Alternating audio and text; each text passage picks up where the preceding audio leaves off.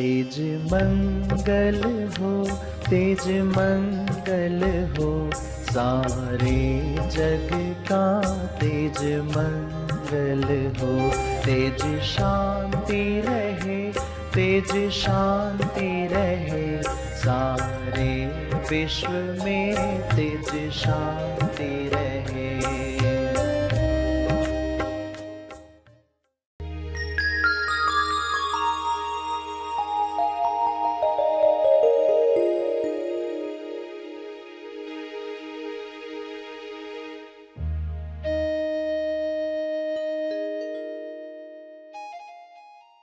ईश्वर का सबसे मुख्य गुण क्या है? वह है प्रेम। मीरा कौन थी? प्रेम का अवतार। उस प्रेम पर अगर हम ध्यान दे पाए, अटेंशन फोकस दे पाए, तो वह प्रेम हमारे जीवन में उतर सकता है। सभी को शुभेच्छा। हैप्पी थॉट्स तेज ज्ञान फाउंडेशन द्वारा आयोजित ध्यान प्रार्थना बीज बोने के लिए आप सबका स्वागत करते हैं। रोज हम सब मिलकर प्रार्थना करते हैं ताकि हम खुद भी स्वस्थ रह पाएं और जो बीमार हैं उन्हें भी हम अपनी प्रार्थना का बल पहुंचा पाएं। तो आइए ग्रहणशील रहते हैं और इस प्रार्थना का लाभ लेते हैं। सभी आंखें बंद करें, प्रार्थना करें। प्रार्थना में हमारा स्वर कैसा हो, स्वसंवाद कैसा, स्वसेवा कैसे हो, यह वरदान अपने लिए मांगें, विश्व के लिए मांगें। भाव का प्रभाव सब बदल दे, सारी नकारात्मकता समाप्त कर दे। आनंदित इंसान बाहर आ जाएं। सभी सकारात्मक ऊर्जा द्वारा चमत्कार जो संभव है मनुष्य देह में, वह कर दिखाए। ऐसी भक्ति के साथ प्रार्थना करें। हे ईश्वर, सभी ईश्वर निराकार या आकार दोनों को बुद्धि से नहीं हृदय से जानकर दिल से प्रार्थना कर रहे हैं।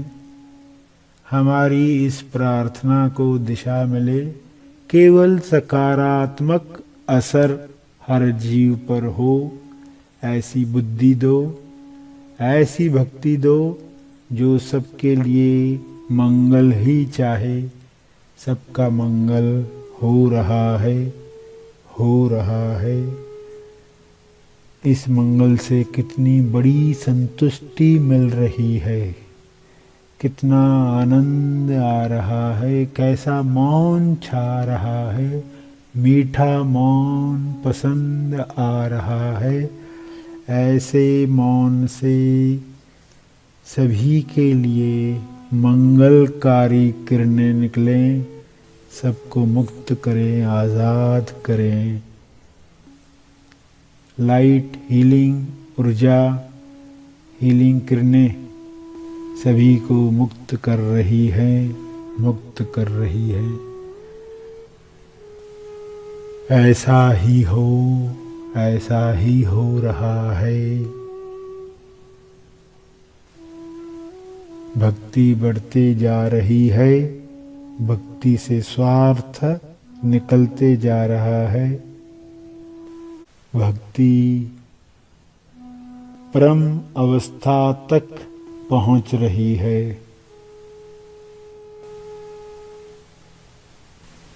प्रेमानंद मौन।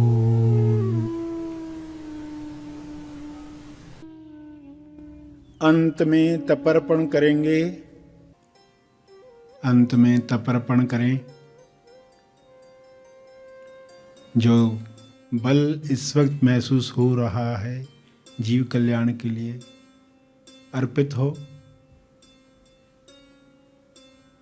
जो बैठे रहना चाहते हैं वे बैठे रहें।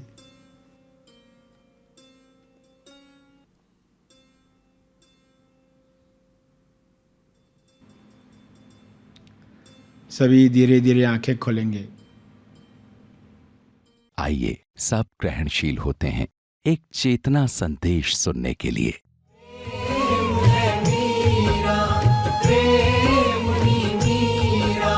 प्रेम का मतलब, प्रेम का मतलब तो है मीरा, प्रेम का मतलब तो है मीरा। प्रेम से पाया शाम, जहर का प्याला हंस कर पी गई, लेकर शाम का नाम। सब में प्रेम ऐसा जग जाए, सब मीरा बन जाए। सब में प्रेम ऐसा जग जाए, सब मीरा बन जाए।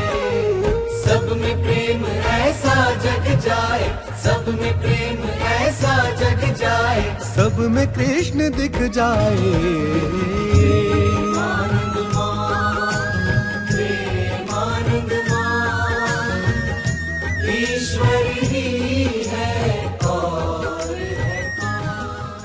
प्यारे खोजियों, आज भक्त मीरा का निमित्त दिवस बर्थडे मनाया जा रहा है। उस उपलक्ष्य में कुछ बातें सुनेंगे। आज का प्रवचन जिसका शीर्षक है द मीरा, या कहें द हिमालय ऑफ भक्ति मीरा।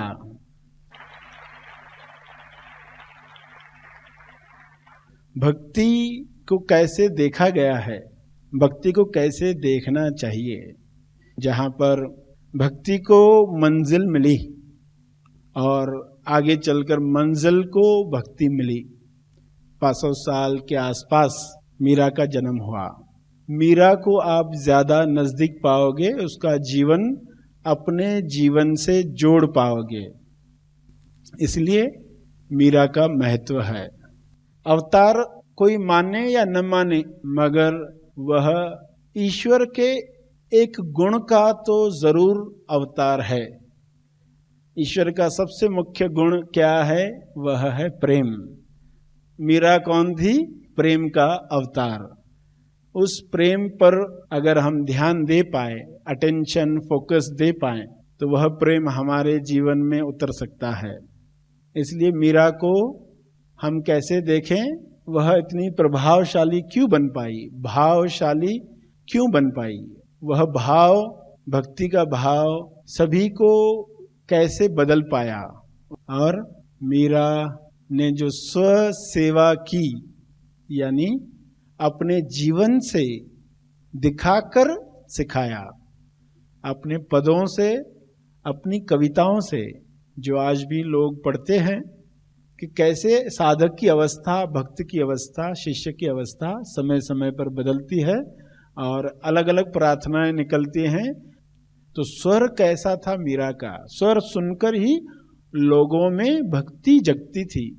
तो हमारा स्वर कैसा हो, हमारा स्व संवाद कैसा हो, हमारी स्व सेवा कैसी हो, हमारा स्वभाव कैसा हो, ये सारी बातें मीरा के जीवन से दिखाई देती हैं। थोड़ी बड़े होने लगी तो वह अपने दादाजी को सहयोग करने लगी। तो मीरा उनके लिए फूल चुनकर लाती, उनके साथ बैठती, आरती करती। उसे वह बहुत पसंद आता, वह उसमें पूरे ध्यान से बैठती।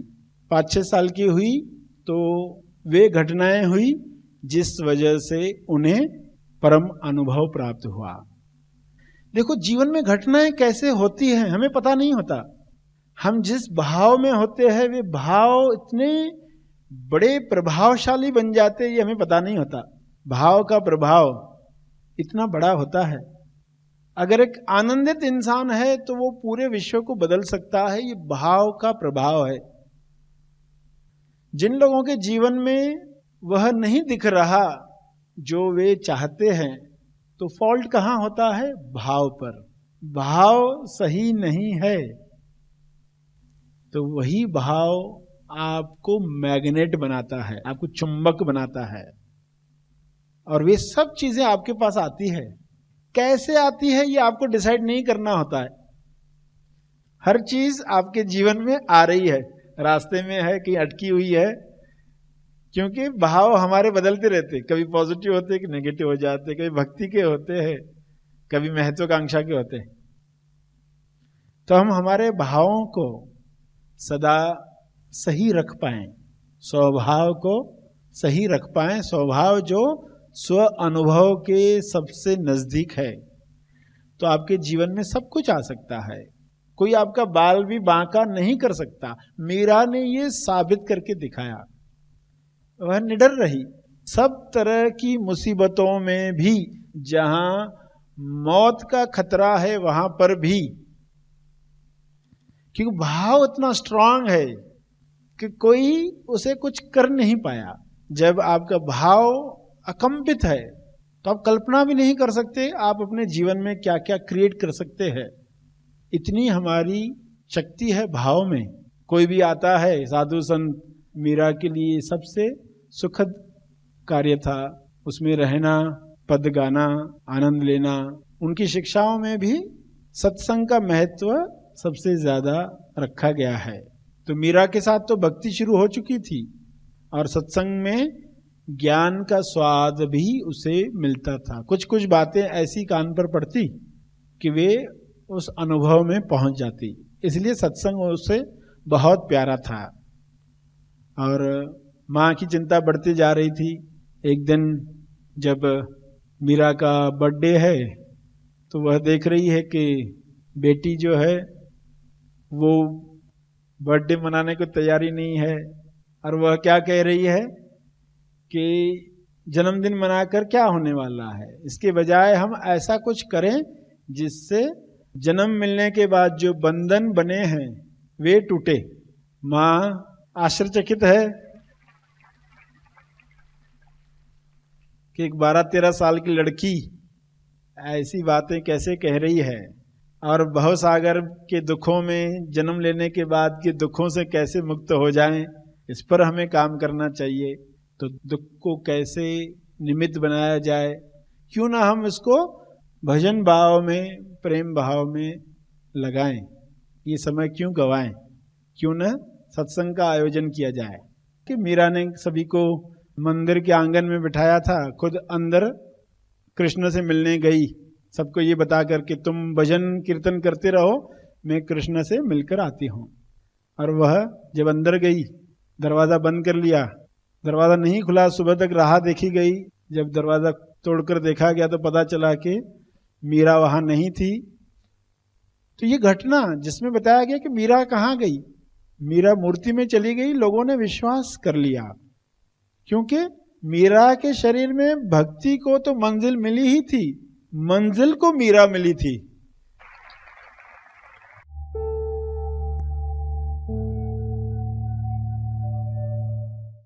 प्रार्थना और मार्गदर्शन का सभी ने लाभ लिया। आइए यहीं पर समाप्त करते हैं, कल फिर मिलेंगे, तब तक के लिए धन्यवाद।